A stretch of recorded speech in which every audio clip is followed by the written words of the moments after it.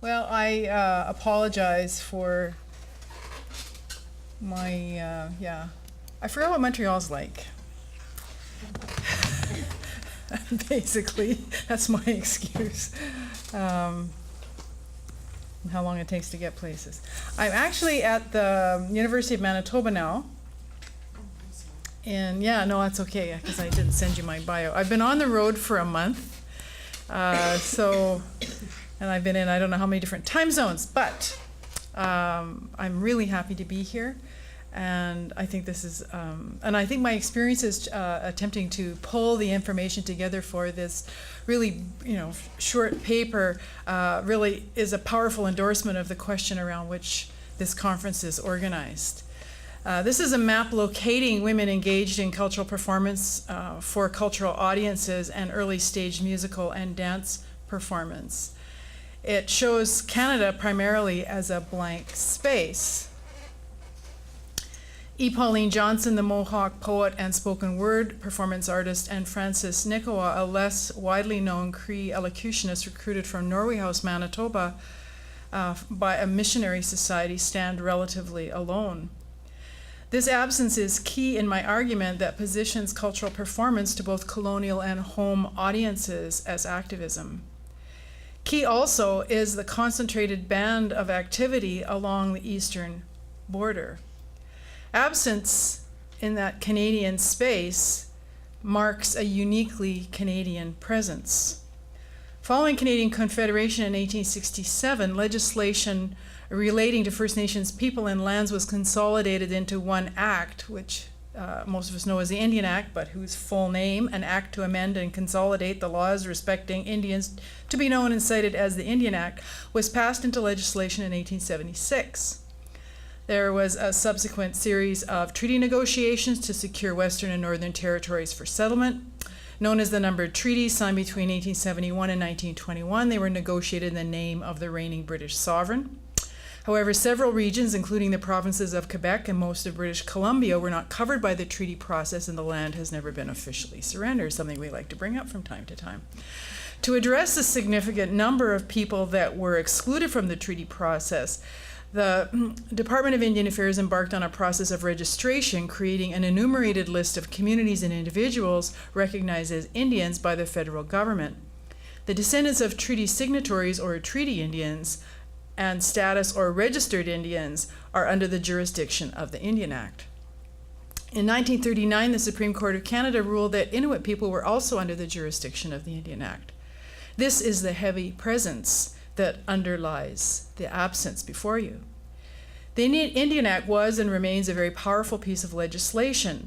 Throughout its history, it has been modified and amended, sometimes with horrific consequences. The Act defines who is and who is not an Indian pursuant to the Act, and an overview of amendments reveals its intrusive presence, which at its peak created an oppressive reality with devastating and continuing consequences.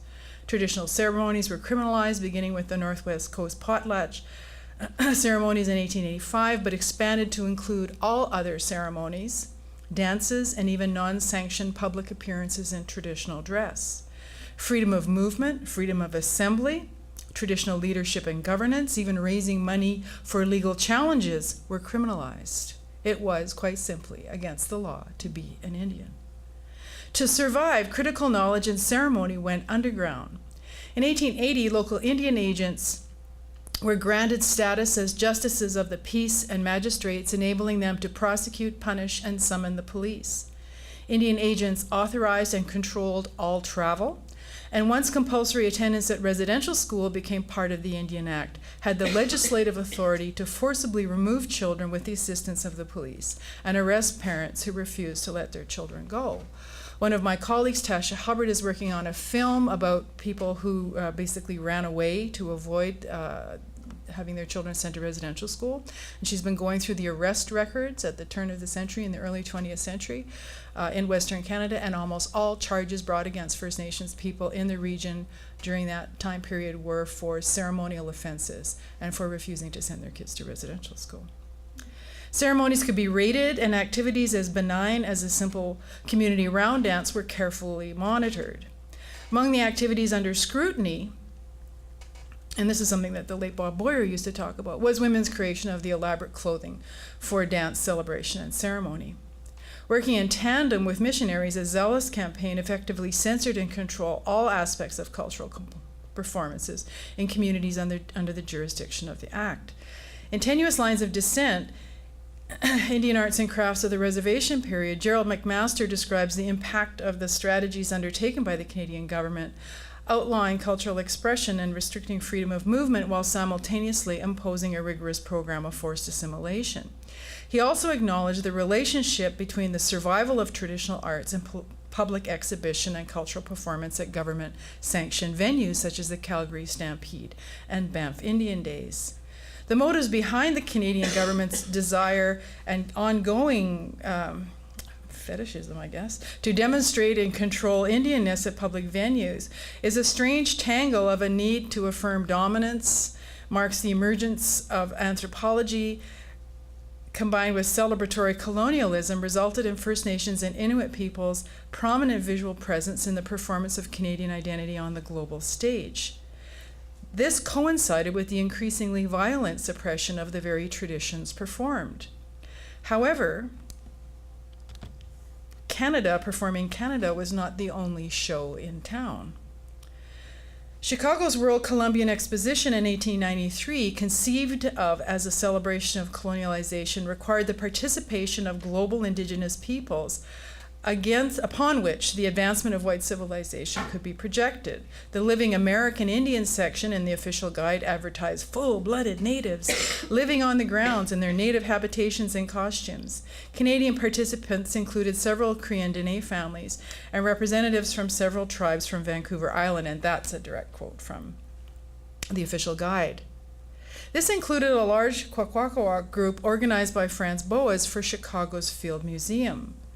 Bolder performances were expected from men who sang, danced, and enacted ceremonies, while women's roles were to recreate scenes of domesticity, sew clothing, and create various traditional art forms. With few exceptions, individual women participants can only be identified through the notes of organizing anthropologists and community memory. Paige Rabemont, for example, has identified 3 of the 5 CWAHI women in Boas's Chicago group, including Duckways, a high-ranking woman who was described by the correspondent of the Seattle Post-Intelligencer as chief of the colony, who led the dance procession, and here this is the only image of her sort of in profile, and made a speech by proxy at the dedication of the Cedar Longhouse the group occupied for the duration of the World's Fair.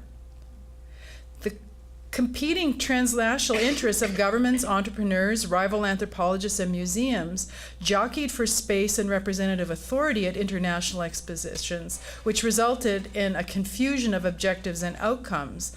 But it would seem that this lack of a central controlling agency created small opportunities for individuals. The exposition became a space of continuance for Aboriginal arts practices at a time of official suppression, however transient and illusory these spaces were. Duckways used the exposition's performative space to assert her own position through the ceremonial enhancement of her husband's much lower status. According to George Hunt's gossipy discussion of the relationship and ethnology of the Kwakiut, Duckways had always had 2 names, and she was a chief on the right-hand side, and she owned a princess on her left-hand side. Duckways, this is Maxilawakwaiwaga, I call a queen, but Johnny Wanak was just like a slave of his wife. Their relationship was scandalous in their home community, and Duckways manipulated her participation at the World Exposition to enhance their social and cultural capital within their own community. The CWAHI Chicago performances, enacted before thousands of spectators, were gestures of resistance directed at the legislation outlawing those same ceremonies and dances. And more importantly, the money they received as remuneration sponsored feasts and potlatches on their return. For some women, participation at an international venue was a single isolated opportunity, but others negotiated a precarious path. Columbia Inutsiak was born at Eskimo Village during the 1839 Columbia Exposition, and she was photographed as a winsome child at the Louisiana Purchase Exposition. With the exception of a few years under the care of her grandparents in Labrador, Inutsiak, which, thanks to one of my students at the U of M, translates as a very proper Inuk. She lived on the exposition circuit, demonstrating crafts and traditional skills while wearing exquisitely sewn caribou clothing.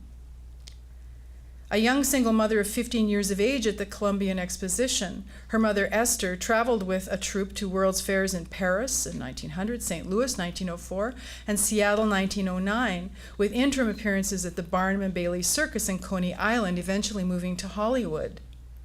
In 1911, following their arrival in California, 18-year-old Columbia Inutsiak wrote and starred in the short silent film The Way of the Eskimo. No prints of the film have survived, so it is difficult to compare it to others of its time. However, Columbia and Esther Inutsiak continued to work on the exposition circuit and in the film industry, negotiating a radically different life from the one they performed in the public sphere.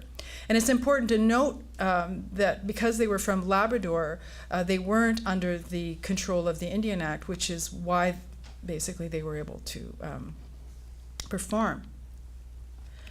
Performers at the turn of the 20th century frequently exhibited and performed as family groups, offering themselves as exotic fodder in the late 19th century and early 20th century phenomenon Mary Pratt described as the wonderful strangeness, tantalizing danger controlled and exhibited by colonialism that drew thousands to view and leave assured of the rightness of the imperial world and reassured of their own superiority. And that's the end of the Pratt quote.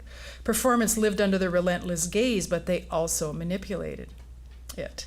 In 1905, a Washington Post headline tooted, "Heap much stage Indian, Low and his squaw are becoming popular types in the drama." Lovely headline. The article describes a plethora of musical reviews and plays that featured Indian roles. While many Indians were portrayed by actors, notable exceptions include a whole troupe of Navajo girls. But it's quite possible that the Navajo girls actually came from CWAHI. A producer was quoted as saying, the Indian and his squaw are coming into their own. Have you noticed all the Indians and squaws on the stage this season? I like to think we are just at the beginning of the craze. When I have Indians in my shows, I like the real article. Most New York-based performers were associated with either Buffalo Bill's Wild West show or the New York Hippodrome. In a 1907 interview, performers who referred to themselves as either hippos or Wild Wests described the challenges and benefits of conforming to the roles demanded of them. Young women described their embarrassment at having to paint their faces and wear costumes through the streets of New York, walking down Broadway on their way to work every day. More seasoned performers interviewed cautioned against appearing too cosmopolitan and advised new colleagues to avoid smoking cigarettes, ordering béarnaise sauce on their steak, or commenting on the superiority of the London Underground when compared to the New York subway. Now, the dear public isn't used to such things. You mustn't disturb their set ideas. If you do, your show will suffer. The Wild West show recruited primarily from the West, while the Hippodrome hired primarily Mohawks from CWAHI who reinvented themselves as scripts required. In 1906, they were Redskins on the warpath, and this is all from the newspaper coverage, and performed a fictional ghost dance. Women performers were fewer in number, and they continued to perform mystic domesticity.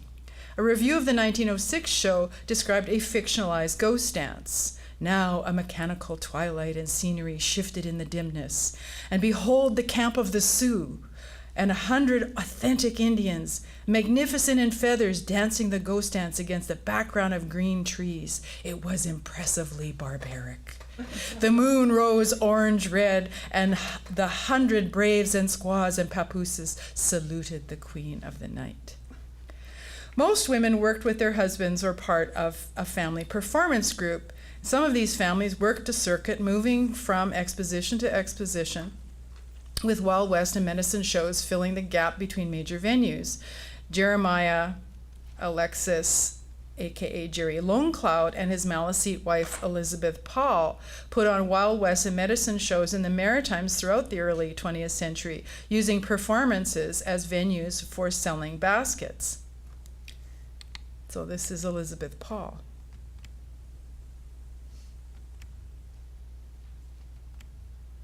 And this is reenactment and celebration, and she's in there somewhere.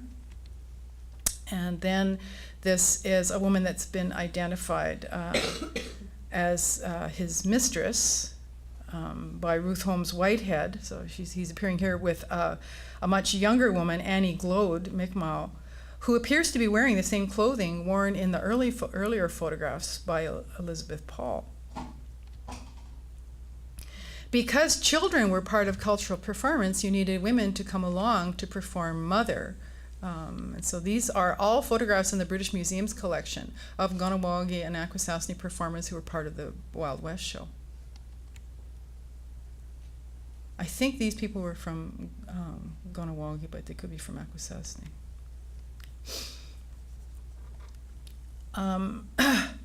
Louis Belmont Newell, aka Chief Rolling Thunder, Passamaquoddy and Abenaki, had his own show, the Kiowa Medicine Show, where he also sold herbal remedies. He performed with his first wife, Victoria Tahamount, Abenaki, but his second wife, Louise Stump, a Kahnawake Mohawk, and this is her here, born in New York, was a performance sharpshooter, so she was more of had a starring role. Together they worked independently and also toured internationally with Buffalo Bill's Wild West Show. So this is also a photograph from the British Museum's collection, and you can see beaded along the bottom is Prairie Flower, her stage name. Louise's career and multiple show names will require careful scrutiny as it blurs into the career of another performer, or maybe it doesn't. Performing in Wild West shows as Prairie Flower, she was also known as Little Thunder and possibly Texas Lily, which was the same name as another sharpshooter, Pawnee Bill's wife, Texas Lily. So there were a few Texas Lilies floating around. Fictionalized promotional biographies and similar names, Princess Bright Eyes, Princess Star, Princess White Whatever, family building, and also privileged men, Chief Joe White Eagle and his wife, Louis Delormier and his wife and daughter, so the women are frequently not actually named. And so these photographs, so the woman on your left is also, by some researchers, identified as Louise Stump. And so I was trying to think if that's the same name or if this is Texas Lily Pawnee Bill's wife. And I don't know. So I raised this for you. Is this the same woman just later on? This is late 19th century where she's in the more traditional dress, and earlier 20th century. Can that be the same woman? It's not, I don't know if it's the same gun. The beadwork looks kind of familiar. So getting right. So there's a story here that needs to be teased out, and she's buried in New York, and on her gravestone is the name Little Thunder. A series of photographs at the Kahnawake Cultural Center were taken at the 1910 Hippodrome performance, described by the Pittsburgh Gazette as a spectacle involving several score of Indians under the headline, "Real Wild Indians Will Be at the Hippodrome." The show promised wild, free denizens of the prairie and forest who still adhere to buckskin garb. They represent nearly a dozen Indian nations and include papooses and their mothers, radiant belles, and beauties. The women performers from Kahnawake who can be identified include Angelique Rice Delormier, Louise and Sarah Beauvais, Annie Kane, Eleanor and Isabel French, and Evelyn Montour. That's her married name. I'm not sure what her maiden name was. By 1910, certain performers emerged as producers and directors within larger productions. Joe White Eagle Monique recruited and trained men, while his wife Maniola worked with women. Their names appeared in media releases promoting new shows. In 1912, the Montreal Herald and other local newspapers gave considerable coverage to the filming of the Battle of the Long Sault on location at Kahnawake. Newspapers described the Moniques as having 8 years of experience in theater and film. In 1913, they directed the Hippodrome's elaborate recreation of a Pueblo village and received glowing reviews in the Montreal Gazette, which touted, "Once more, the Kahnawake Mohawk Indians of Montreal are being brought into the limelight." In arenas, on stages, and at tourist venues, Maliseet, Abenaki, Mi'kmaq and Mohawk women enacted the exotic Indian to engage the colonial gaze. They also manipulated that gaze in the minds and hearts behind those intrusive eyes. Ruth Phillips and Trudy Nix have reconstructed the career of Akwesasne Mohawk performer Esther Deer, aka Princess White Deer, and suggest that she controlled and deconstructed stereotypes by lampooning them in over-the-top performances.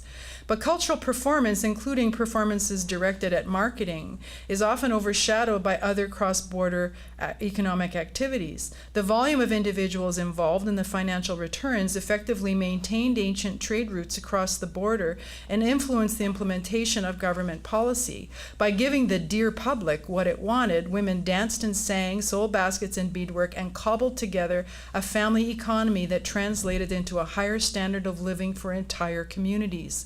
Performance built houses, educated children, and provided a public moment, however fleeting, to promote Indian rights and issues and create spaces of engagement that challenged the structured segregation created by government policies and nurtured by racism. The economic benefits of cultural performance in Eastern Canada, the stereotypical but relatively positive media coverage, influenced public opinion and resulted in greater tolerance for cross-border movement and performance for an international audience. For women in the West, cultural performance in a home context continued to be an outlawed and highly controlled activity, with the possible exception of Kitsipimi Otsuna, who may or may not have performed with Buffalo Bill's Wild West show. Most women were isolated, highly controlled, with few opportunities outside of venues like Indian villages at local fairs and the Calgary Stampede.